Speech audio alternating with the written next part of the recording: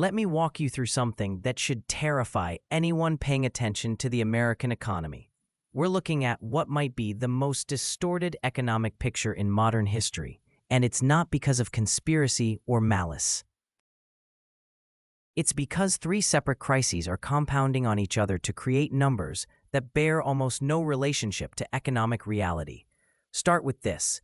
According to Harvard economist Jason Furman's analysis, without data center construction, GDP growth in the first half of 2025 was 0.1%. 0.1%. That's essentially flat. The economy would have been, in his words, close to recession without AI spending. Here's how extreme the distortion is. Investment in information processing equipment and software represents only 4% of U.S. GDP. But that 4% accounted for 92% of GDP growth in the first half of 2025. 92%. Let that sink in. When you hear that the economy grew 1.6%, what actually happened is AI infrastructure spending grew massively, while everything else limped along at 0.8% growth. And remember, this isn't organic growth. This is capital expenditure by 5 companies: Alphabet, Meta, Microsoft, Amazon, and Oracle. Bank of America estimates these hyperscalers will spend $399 billion on AI infrastructure this year, rising to over $600 billion in coming years.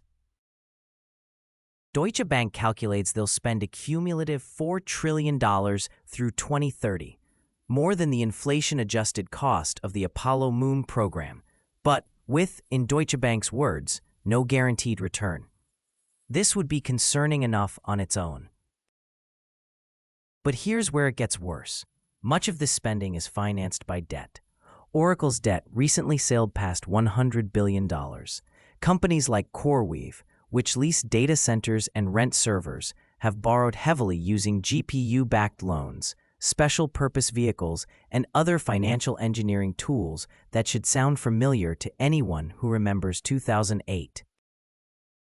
As we covered in previous content, the AI industry has built up $1.5 trillion in debt using remarkably similar structures to the mortgage crisis. So the strong economy story rests on one sector, accounting for 4% of GDP, growing on borrowed money, with business models that are largely speculative. That's layer 1. Layer 2 is what's happening to manufacturing while everyone focuses on AI. Since Trump's Liberation Day tariff announcement in April 2025, manufacturing has lost between 37,000 and 59,000 jobs, depending on the measure. More telling, manufacturing job openings have plunged by nearly 100,000 since Trump took office, and hiring in the sector has dropped to the lowest level since 2016. The problem isn't just tariffs, it's tariff uncertainty. Since April, the Trump administration has made nearly 100 different tariff policy decisions, including threats, delays, and reversals. Manufacturing executives report that customers are canceling and reducing orders due to uncertainty in the global economic environment and the ever-changing tariff landscape. One manager noted that conditions are more trying than during the coronavirus pandemic in terms of supply chain uncertainty. Think about what this means for capital allocation. Companies facing tariff chaos are frozen on long-term manufacturing investments. You can't build a factory when you don't know what the input costs will be next month, much less next year.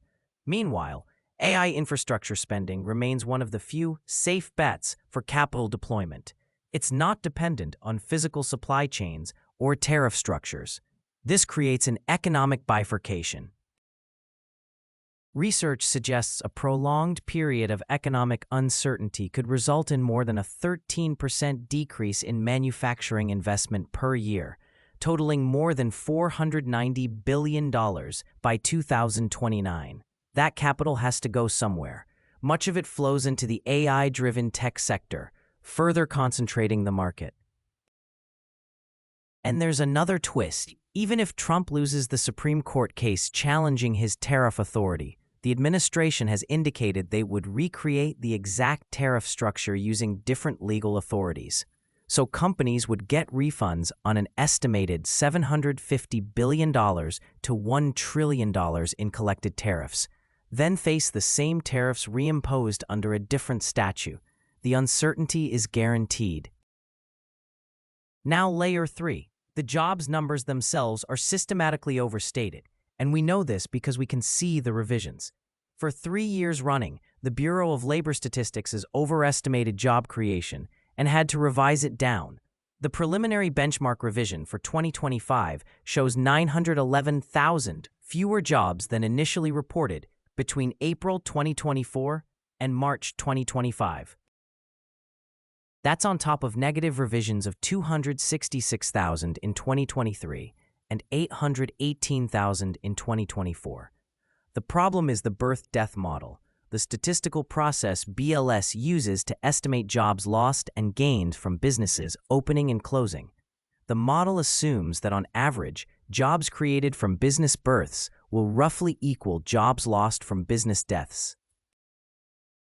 This works fine in stable economic conditions, but as BLS economists acknowledge, this breaks down at economic turning points. When more businesses are closing than opening, exactly what you'd expect in a weakening economy, the model systematically overstates job creation.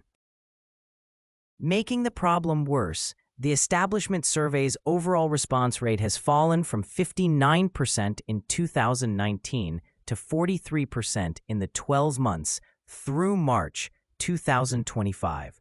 Lower response rates create more room for error.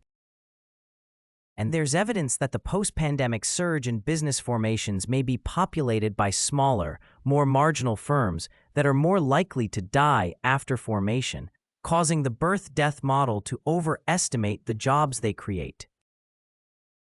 Layer 4. We now have significant gaps in the data itself due to the government shutdown. The shutdown lasted from October 1st through November 12, 2025. During that time, the current population survey, the household survey that measures unemployment, was not conducted. And critically, this data cannot be retroactively collected. That means there is no October 2025 unemployment rate, no labor force participation rate for October, no household employment data. The month simply doesn't exist in the official statistics.